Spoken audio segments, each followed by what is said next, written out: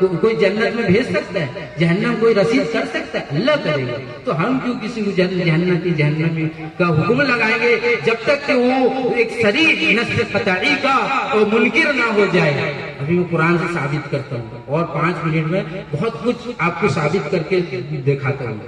جیسے روز سزا کا مالک ہے، ہم کسی کو اللہ والا کہہ دیے، اس کے قبر بنا دیے، وہاں جاتے ہیں، لوگ زیارت کرتے ہیں، ٹھیک ہے. اہل علم جاتے ہیں، کیا کرتے ہیں؟ اہل علم جاتے ہیں، اصالہ ثواب کر کے آ جاتے ہیں. لیکن جو اہل علم میں سے نہیں، جہالت میں پڑے ہوئے، وہ مرادیں مانگتے ہیں، وہ ان کو کارساز سمجھتے ہیں، ان سے مددیں مانگتے ہیں. یہ جو ہے اللہ کی وحدانیت پر عیب ہے. جو مسلمان اللہ کی وحدانیت پہ عیب پیدا کر رہا ہے، دوسرے کو کہہ رہے ہیں تو خدا ان کو پیٹ کا ہے، شکوہ دوسرے ہی کر رہے ہیں. دوسرا کہتے ہیں بات سے ظالم ہے. ارے تم خود ظالم ہو، تمہیں یہ علم نہیں ہے کہ خدا کی وحدانیت پر عیب ہے. اللہ سے مانگ کے دیکھیے، اللہ پورا کریں گے. صحابہ ان سارے حدیث کو جانتے تو قرآن کو جانتے تھے، اس کے باوجود بھی کتنے احتیاط کرتے تھے. جبکہ ظاہری سبب موجود تھا، ان کا نوکر موجود ہوتا تھا، جب بھی گھوڑے سے نکیل گر جاتا تھا اتر کے لیتے تھے، مانتے نہیں تھے. کہیں صبح شرک ہوتا تھا ان کو کہ اگر میں مان لوں گا نکیل دے کیا یہ شرک ہو جائے. حالانکہ شرک نہیں ہے کیونکہ ظاہر موجود ہے سبب، وہاں تو کوئی سبب بھی موجود نہیں ہوتا. ہمارے حساب سے ہم کہتے ہیں کہ اس قبر پہ جو ہے وہ اللہ کا ولی ہے، لیکن ہم کیا فتویٰ دیں گے؟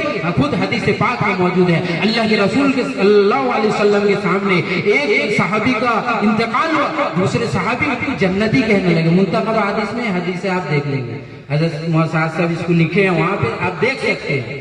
منتخب حدیث میں حدیث ہے، دوسرے صحابی دیکھیں اتنا جہاد کیے ہیں، اتنا اللہ کے راستے میں قربانی دیے ہیں، اللہ کے راستے میں اتنا خرچ کیے ہیں، نبی کا ساتھ ہر موقع میں رہے، تو کیا بول دیے؟ بخدا یہ جنتی ہے. اللہ کے رسول غصہ ہو گئے. کہتے ہیں اللہ کے رسول کو خادم کہتا ہے میں نے کبھی آپ صلی اللہ علیہ وسلم کو غصہ ہوتے ہوئے نہیں دیکھا، چاہے کتنا بھی کام بگاڑ دیں، لیکن اس دن اللہ کے رسول غصہ ہو گئے تھے. کیا تم اللہ کی عظمت کے سامنے جھک کرو گے؟ کبھی ہو سکتا ہے ان کے منہ سے کوئی ایسی ایک بات آ گئی ہو کہ جس پر اللہ نے ان کو پکڑ کر لیا ہو. تو صحابی تھے، فوراً ڈر جائیں گے، نبی موجود ہے، نبی اصلاح کر رہے. تو اس سے ہمیں کیا تعلیم ملتا ہے؟ ہم کسی پر جنتی کا حکم بھی نہیں لگا سکتے کہ ہم کسی کو جہنمی بھی نہیں کہہ سکتے. اس کا معاملہ اللہ پر چھوڑ دینا ہے. ہر مسلمان جس نے کلمہ پڑھا ہے اس کو حسن ظن رکھنا ہے کہ اللہ تعالیٰ اس کے ساتھ کرم کا معاملہ کریں گے. بنی اسرائیل کے 2 قصے سناتا ہوں، حدیث کے قصے. آج کل تو لوگ بڑے بڑے محفلیں لگاتے ہیں، 5000 8000 آدمی ہوتے ہیں، اور وہ تقریر میں کیا ہے بڑے بڑے گجرات سے بلاتے ہیں مولانا کو چیخ چیخ کے تقریر کرنے کے لیے. چیخنا بھی ذاتی مقصود نہیں ہے، جوش آ گیا دن کے بعد میں چلا دیے.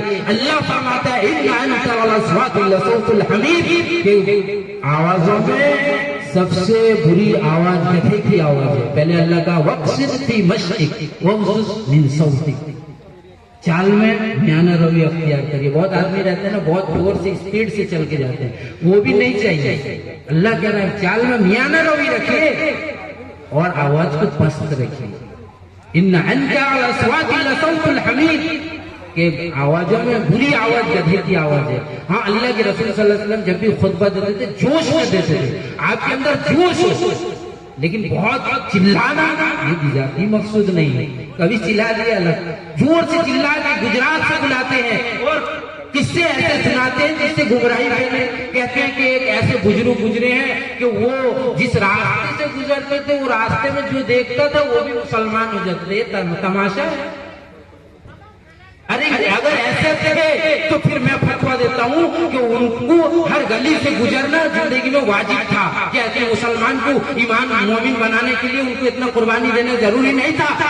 یہ سب من گھڑت قصے ہیں، یہ حدیث کے قصے نہیں ہیں، یہ سب بنائے ہوئے قصے ہیں. ایک اللہ والے استاد دارالعلوم کے وہ بھی متاثر ہو گئے. ایک دن بول دیے کہ ایک بزرگ کو ان کی ماں نے دعا، ایک بزرگ تھے ان کے پیر کے پاس وہ پڑے رہتے تھے، بولے کہ ان کا آہ بھگت ہوتا ہے، کہتے ہیں لوگ ان کو جو دیکھ لیتا ہے وہ جنتی بن جاتا ہے، میرے لیے کیا، میں نے سب کچھ قربان کر دیا آپ کے۔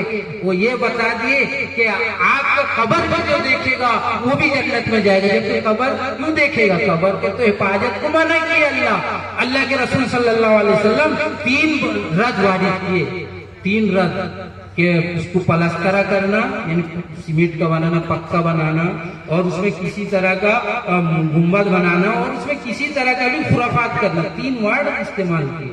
اس سے کیا پتہ چلتا ہے قبر کو کوئی حیثیت نہیں، وہ تو ختم، بات ختم، یہاں ختم ہو جاتی ہے۔ اسی لیے بہت سارے عرب میں بعد میں توڑے گئے تھے قبر، کیوں؟ اچھا ٹھیک ہے، ابھی کوئی سوال اٹھائے گا وہ اعتراض کا جواب بھی دیتے جاتے ہیں، کیونکہ آدمی پھر کہے گا کہ کہہ دیا پھر عرب میں بھی تھا پھر بعد میں توڑا گیا۔ اصل میں پہلے لوگ اتنا کمیونیکیشن نہیں تھا جتنا آج ہے، فون ہے، یہ ہے، کمیونیکیشن اتنا نہیں تھا، لوگوں کو حدیث پتہ نہیں ہوتے تھے۔ امام حنیفہ کا جہاں جہاں کمزور حدیث مسئلہ رہ جاتا ہے، امام شافعی کا بدل جاتا ہے، تو بات یہاں ہے کہ لوگوں کو اتنا حدیث پتہ نہیں تھا، کیسے پہنچے، اتنا پھیلا ہوا علاقہ نہیں تھا، گاڑی گھوڑے نہیں تھے، گھوڑے لے کے سفر کرتے تھے، اب حدیث کا جاننے والا کہاں بیٹھا ہے، کون کہاں بیٹھا ہے، کون اللہ کے رسول کسی مجلس میں کہیں گے وہاں 8-10 ہوں گے، وہ سنے اپنے اپنے گھر چلے گئے، اور تدوین حدیث کا کام بخاری، مسلم، ترمذی یہ لوگ کیے۔